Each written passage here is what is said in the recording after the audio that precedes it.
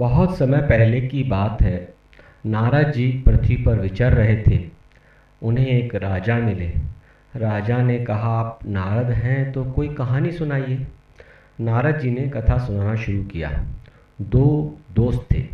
एक का नाम पुरंजन, दूसरे का नाम अविज्ञात।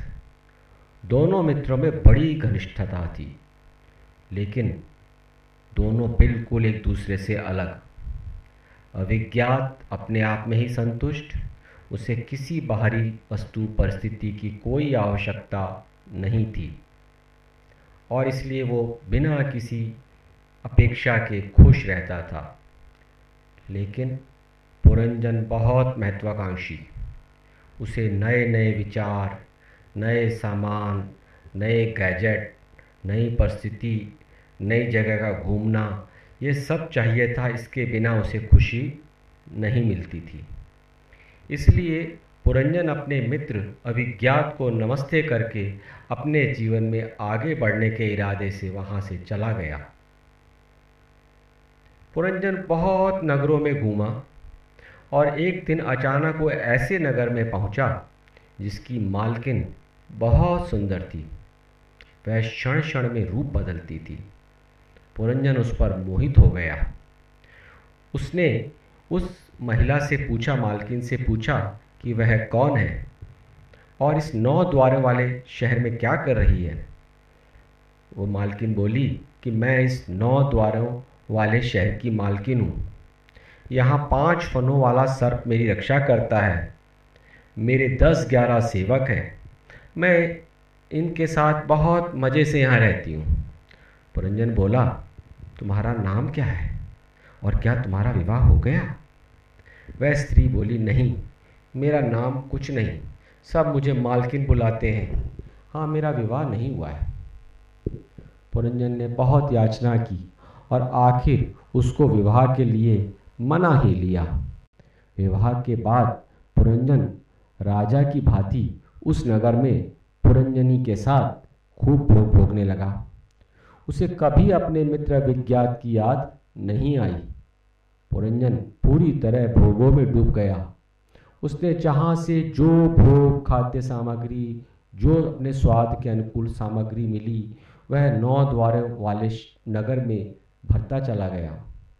पुरंजनी उसकी इस आदत से परेशान होकर, दुखी होकर कभी समझाने के लिए कहती तो वह पुरंजनी से माफ़ी मांग लेता, लेकिन फिर उन्हीं कामों में लग जाता। समय बदला। एक दिन अचानक चंद्रवेग नामक राजा आया। उसने उस नगर पे हमला कर दिया। उसके साथ 360 गंधर्व और उनकी पत्नियां थीं। उस नगर को उसने लूटना शुरू कर दिया। 5 फन वाला नाग जो पुरंजनी का रक्षा करता था, बहुत वीर था। वो बहुत लड़ा, लेकिन वो नहीं जीत सका। आखिरकार पुरंजनी को याद करते करते मर गया। फिर उसका दूसरा जन्म विदर्भ देश की राजकुमारी के रूप में हुआ। वहाँ उसका विवाह राजा मालध्वज से हुआ। जब राजा मालध्वज का जीवन पूरा हो गया तो वह भी मर गया। मालध्वज को याद करके बहुत विलाप करने लगा। तो पिछले जन्म के पुरंजन इस जन्म में मालध्वज की पत्नी के रूप में अपने वर्तमान जन्म के राजा मालध्वज को याद करके जब बहुत विलाप करने लगा, तब उसके मित्र अविज्ञात को उस पर दया आ गई। वो ब्राह्मण वेश में उसके पास आया और बोला कि तुम दुखी मत हो। तो उसने पूछा, तुम कौन हो? बोले, मैं तुम्हारा पिछले जन्म का मित्र अविज्ञात हूँ। बोले, देखो, मेरा पति मर गया मालध्वज, और उसके साथ मैं कितना खुश था। अविज्ञात ने उसे समझाया कि तुम पिछले जन्म में पुरंजन थे और तुम मेरे अच्छे मित्र थे, और इस जन्म में तुम्हारा फिर इसकी पत्नी के रूप में जन्म हुआ, और ऐसे कितने ही जन्म तुम्हारे हो चुके हैं, लेकिन कोई ये सब तुम्हारे नहीं है, सिर्फ एक मैं ही तुम्हारा हूँ, और तुम इनको याद करके दुखी मत हो। यह सब कथा नारद जी एक राजा को सुना रहे थे। राजा बोला, महाराज, मुनि महाराज, आप प्रतीकों में कथा कह रहे हैं, आप समझा के कहिए कि क्या कहना चाह रहे हैं। नारद मुनि ने कहा, देखिए, हम सब जीव पुरंजन के प्रतीक हैं। पुरंजन जीव का प्रतीक है और पुरंजनी और कुछ नहीं, उस जीव की बुद्धि है। यह 9 द्वारों वाला नगर उसका शरीर है।